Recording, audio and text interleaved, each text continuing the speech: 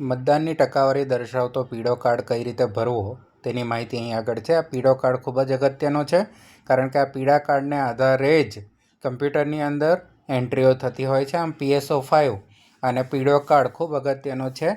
આપને એક specific table ઉપર આ વસ્તુ ખુલ્લામાં લેવામાં આવશે, જેથી તેઓ કમ્પ્યુટરમાં ઇઝીલી એન્ટ્રી કરી શકે. અને આ જે પીળો કાર્ડ છે, આપ ખૂબ જ ચોકસાઈથી અને કોઈપણ પ્રકારની ભૂલ વગર ભરશો. કઈ રીતે ભરવું છે એની માહિતી આપને આપું છું. સુરત મહાનગરપાલિકા સામાન્ય ચૂંટણી 2026 મતદાનની ટકાવારી દર્શાવતો પીળો કાર્ડ. આપે સૌપ્રથમ ટોપ ઉપર આપને જે ફાળવવામાં આવેલ વોર્ડ નંબર છે તે, મતદાન મથકનો જે નંબર હશે તે, અને મતદાન મથકનું નામ આપે ઉપર લખવાનું છે. મતદાનની તારીખ નોંધવાની છે, જેમ કે 26 તારીખે મતદાન જો હોય તો 26/4/2026. હવે મતદાન મથકે નોંધાયેલા કુલ મતદારોની સંખ્યા, એટલે આપને માર્ક કોપીમાં જેટલા મતદારો આપ્યા છે તે આપે અહીં આગળ નોંધવાનું છે. જેમ કે એક્ઝામ્પલ આપ્યું છે અહીં આગળ, એક પ્રતિકાત્મક મેં ભર્યું છે આંકડાઓ. જેમ કે મતદાન મથકે આપને માર્ક કોપીમાં કુલ નોંધાયેલા મતદારોની સંખ્યા પુરુષ છે 592, સ્ત્રી છે 561 અને અન્ય આપને ફાળવવામાં આવ્યા છે 19. આમ કુલ 1172 મતદારો આપને આપના મથક ઉપર ફાળવવામાં આવ્યા છે, જે માર્ક કોપીની અંદર પણ હશે. મતદાન કર્યું હોય તેવા મતદારોની સંખ્યા, એટલે દિવસના અંતે સવારે મતદાન શરૂ થશે 7 વાગે, અથવા તો અન્ય ચૂંટણી કોઈ ચૂંટણીમાં 8 વાગે હોય છે, પરંતુ મહાનગરપાલિકાની ચૂંટણીમાં 7થી સાંજે 6 વાગ્યા સુધી છે.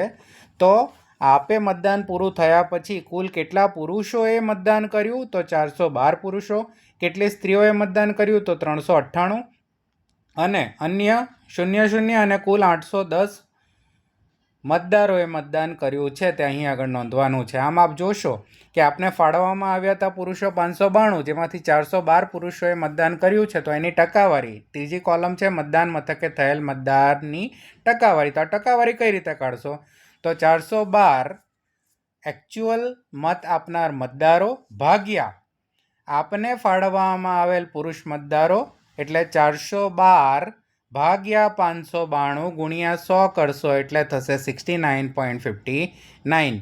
આમ પુરુષોના મતદાનની ટકાવારી થશે 69.59. તે જ રીતે મતદાન કર્યું હોય તેવા મતદારોની સંખ્યા, સ્ત્રીઓ તો કેટલી સ્ત્રીઓએ કર્યું 398 સ્ત્રીઓએ મતદાન કર્યું. આપને ફાળવવામાં આવેલી સ્ત્રીઓ કેટલી હતી 561. આમ ટકાવારી કાઢવા માટે 398 ભાગ્યા 561 ગુણ્યા 100 એટલે 70.94 થશે. અન્ય 00 મતદાન કર્યું, 19 ફાળવવામાં આવ્યા હતા, આમ ટકાવારી થશે 0. હવે કુલ ટકાવારી આપ કાઢશો કે 810 વ્યક્તિઓએ મતદાન કર્યું, તો 810 ભાગ્યા 1172 ગુણ્યા 100 એટલે આપના મતદાન મથક ઉપર દિવસને અંતે 69.11 મતદારોએ વોટિંગ કર્યું છે. ઈવીએમમાં નોંધાયેલ કુલ મતોની સંખ્યા, આપ જાણો છો કે સુરત મહાનગરપાલિકાની ચૂંટણીમાં આપને જે મતદારો આવશે તે મતદારો એક સાથે 4 ઉમેદવારોને વોટ આપી શકે છે.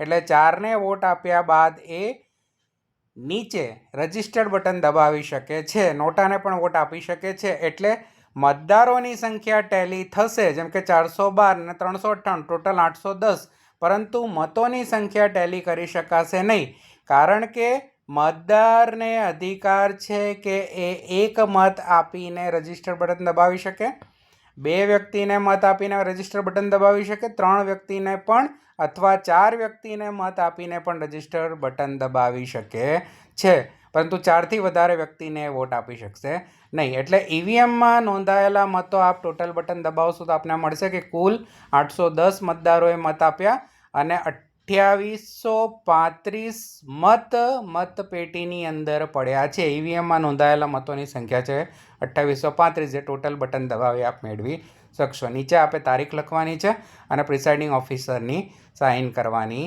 છે. આ પીળો કાર્ડ ખૂબ અગત્યનો હોય, ખૂબ જ ચોકસાઈપૂર્વક ભરશો એવી અભ્યર્થના, અને આપ સફળતાથી ચૂંટણી પૂરી કરો. All the best to all of you. Thank you.